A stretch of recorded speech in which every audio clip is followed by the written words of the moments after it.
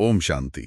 ओम शांति। सभी दिव्य भाई बहनों का इस रूहानी आध्यात्मिक मंथन सत्र में एक बार फिर से बहुत बहुत स्वागत है। आज रविवार है और हम बाप दादा की एक बहुत ही विशेष अव्यक्त मुरली पर मंथन करने जा रहे हैं। बिल्कुल।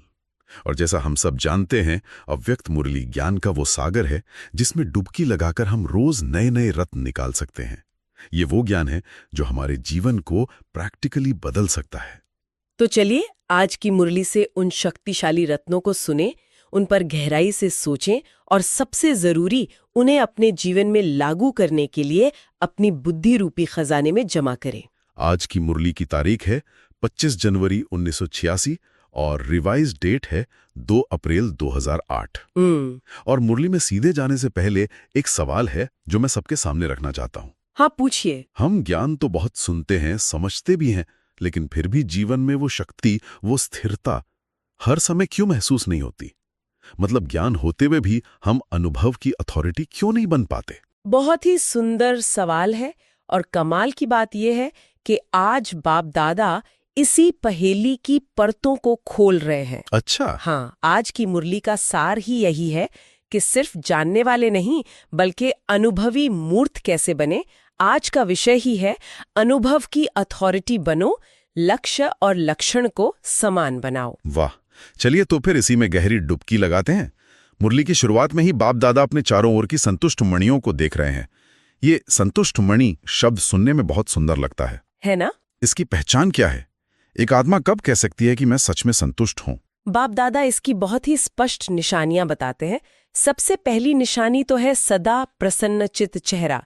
मतलब संतुष्टता कोई छिपी हुई चीज नहीं है, वो आपके चेहरे पर चमकेगी। सही है। दूसरी बात, संतुष्टता आती है सर्व प्राप्तियों से। अगर जीवन में कोई भी अप्राप्ति का अनुभव है तो संतुष्टता की झलक थोड़ी कम हो जाएगी। लेकिन सबसे शक्तिशाली निशानी जो बाप दादा ने बताई वो मन की स्थिति से जुड़ी है। और वो निशानी मुझे बहुत ही कमाल की लगी। बाप दादा कहते हैं कि संतुष्ट मनी के लिए बड़ी से बड़ी परिस्थिति भी एक कार्टून शो का मनोरंजन जैसी लगती है। हाँ। एक मिनट, कार्टून शो, ये तो बहुत ही अलग नजरिया है। मतलब सिर्फ सहन नहीं करना बल्कि उसे एंजॉय करना, ये असल जिंदगी में कैसे मुमकिन है? यही तो अनुभव की अथॉरिटी की निशानी है। देखिए, साधारण इंसान क्या करता है, वो परिस्थिति में परेशान होता है, घबराता है, उसे एक बोझ समझता है। बिल्कुल। लेकिन एक संतुष्ट आत्मा जो सर्व शक्तियों से संपन्न है, वो उस परिस्थिति को ऊपर से साक्षी होकर देखती है। वो देखती है कि कैसे माया अलग अलग रूप धरकर एक खेल दिखा रही है। अच्छा। वो उस परिस्थिति के प्रभाव में नहीं आती, इसीलिए उसे वो एक मनोरंजन, एक कार्टून शो की तरह लगती है।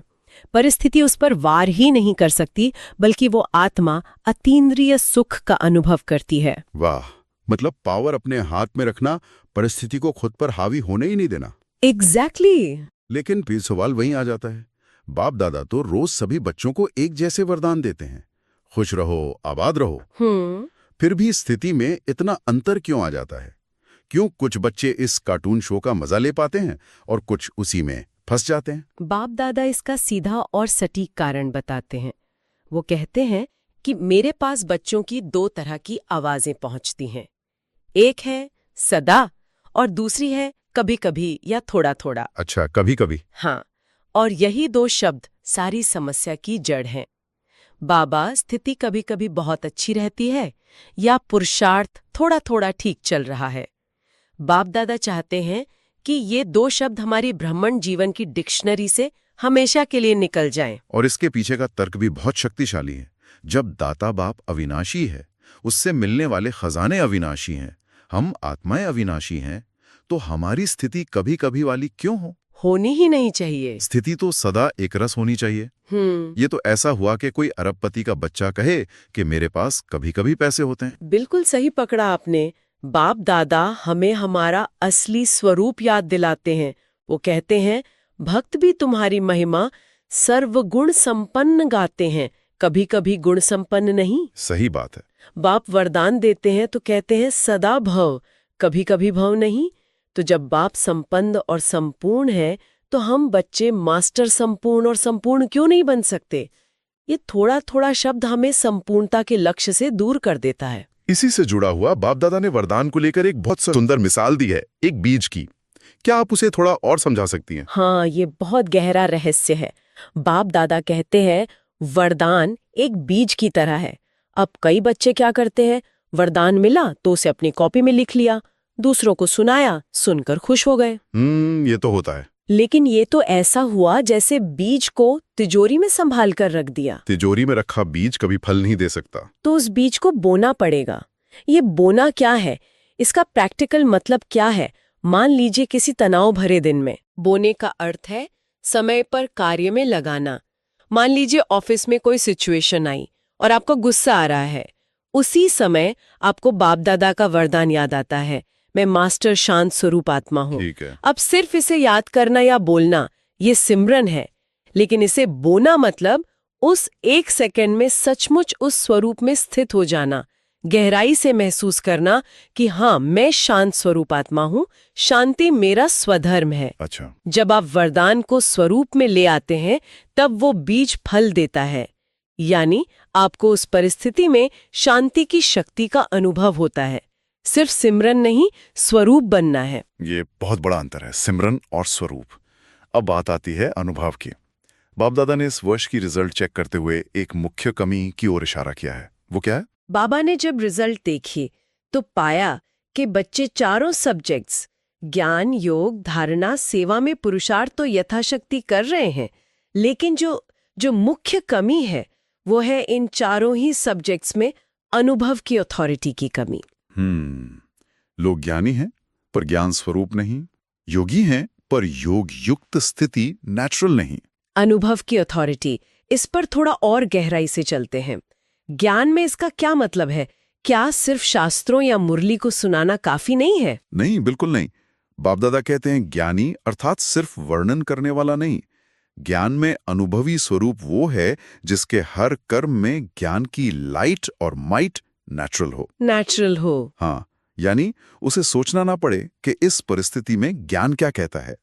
उसकी समझ इतनी नेचुरल हो कि उसका हर कर्म, हर फैसला स्वतः ही ज्ञान युक्त हो। उसके चलने फिरने से, बोलने से ज्ञान की रोशनी दिखाई दे। और योग में अनुभव की अथॉरिटी का क्या मतलब होगा? योग में अथॉरिटी का मतलब है कि योग युक्त और राजयुक्त स्थिति आपका नेचुरल नेचर बन जाए। ऐसा नहीं कि अमृत वेला में आधा घंटा मेहनत करके योग लगाया और फिर दिन भर साधारण स्थिति, बल्कि हर कर्म करते हुए, चलते फिरते एक सेकंड में बाप से कनेक्शन जुड़ जाए। स्थिति इतनी शक्तिशाली हो कि कोई भी माया का विघ्न सामने आने से पहले ही समाप्त हो जाए। ये तो बहुत ऊंची अवस्था है।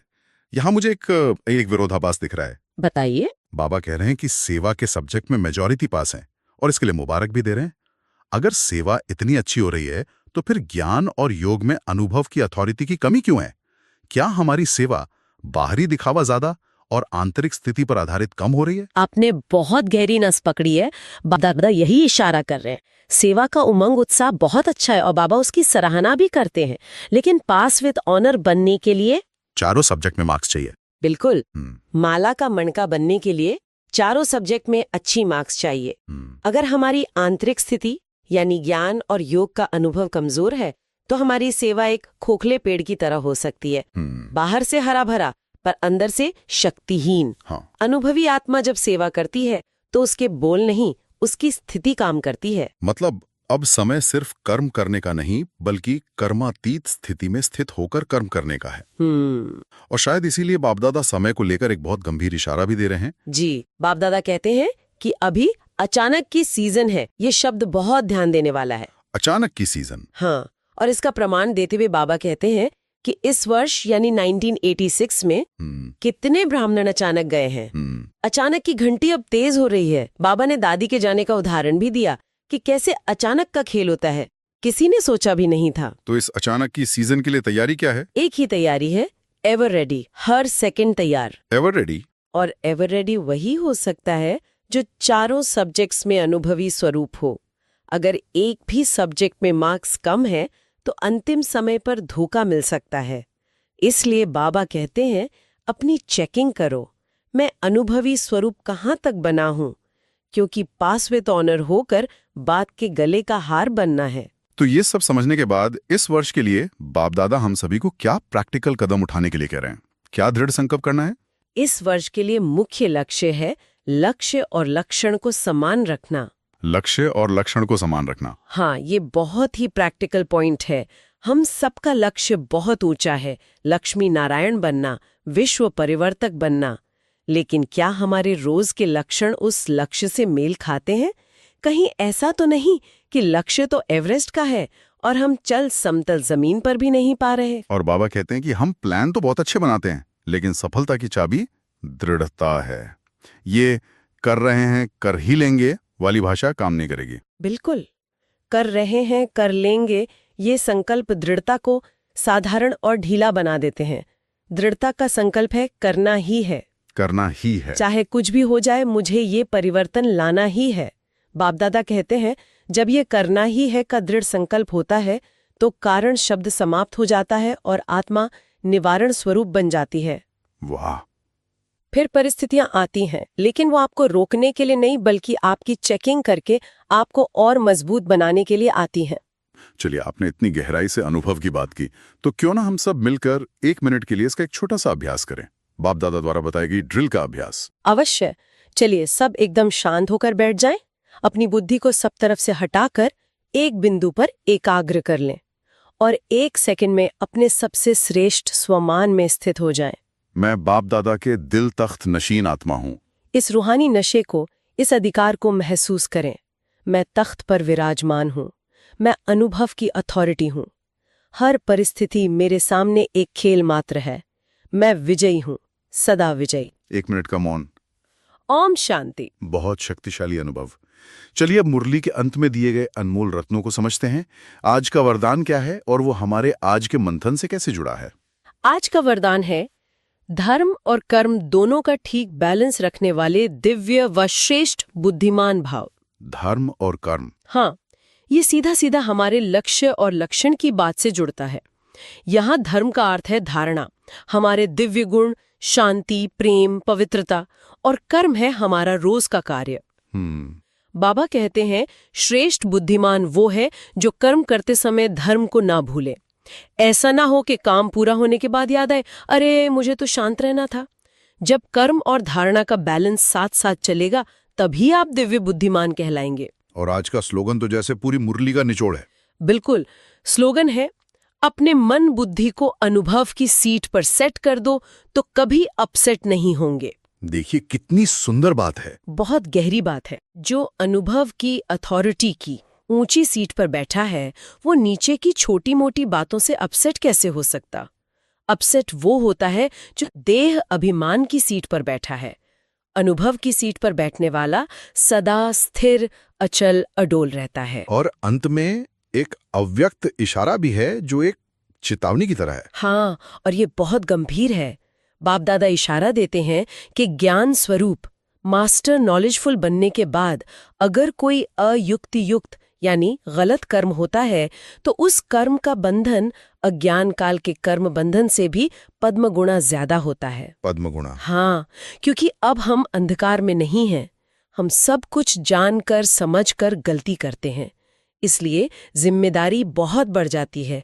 बहुत बहुत अटेंशन रखना है। तो आज का ये मंथन वाकई बहुत गहरा था। हमने समझा कि कैसे ज्ञान के सागर में सिर्फ तैरना नहीं है बल्कि अनुभवी मूर्त बनकर रत्नों को धारण करना है। अगर हम आज की मुरली की मुख्य शिक्षाओं को समेटें तो 4 बातें सामने आती हैं। जी। पहला, सिर्फ जानने वाले नहीं बल्कि चारों सब्जेक्ट्स में अनुभव की अथॉरिटी बने। दूसरा, अपने ब्राह्मण जीवन के डिक्शनरी से कभी कभी और थोड़ा थोड़ा शब्दों को सदा के लिए विदाई दें। ये बहुत जरूरी है। तीसरा, अपने ऊंचे लक्ष्यों और रोजमर्रा के लक्षणों को समान बनाएं, दृढ़ता को अपनाएं।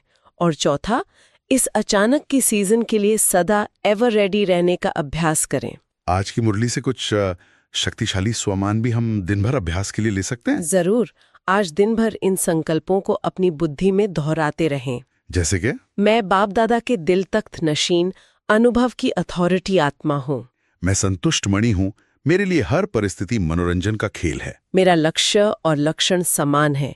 मैं दृढ़ संकल्प द्वारा सफलता मूर्त हूँ। और मैं सदा एक रस स्थिति में स्थित रहने वाली विजयी आत्मा हूं। बिल्कुल। और आज की मुरली सुनने के बाद हर कोई खुद से ये 2 सवाल पूछ सकता है। पहला, आज मैं अपने किस एक कर्म में अनुभव की अथॉरिटी बनकर दिखाऊंगा, चाहे वो शांत रहने का कर्म हो या मधुर बोलने का। और दूसरा, मेरी डिक्शनरी में वो कौन सा कारण शब्द है जिसे मुझे आज दृढ़ता से निवारण में बदलना है। इन प्रश्नों पर जरूर चिंतन करें और किसी एक बात को प्रैक्टिकल में लाने का दृढ़ संकल्प करें।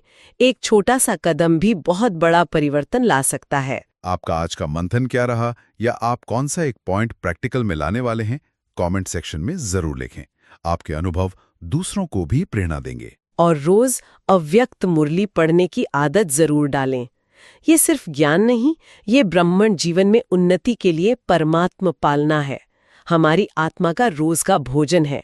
इसे कभी मिस ना करें। बाप दादा की ओर से सभी बच्चों को चारों ओर के अति लवली, सदा बाप के लव में लीन रहने वाले, सदा स्वमानधारी स्वराज्यधारी विशेष आत्माओं को, सदा दृढ़ता द्वारा सफलता प्राप्त करने वाले सभी बच्चों को दिल का दुलार और दिल की दुआएं, याद प्यार और नमस्ते। ओम शांति। ओम शांति।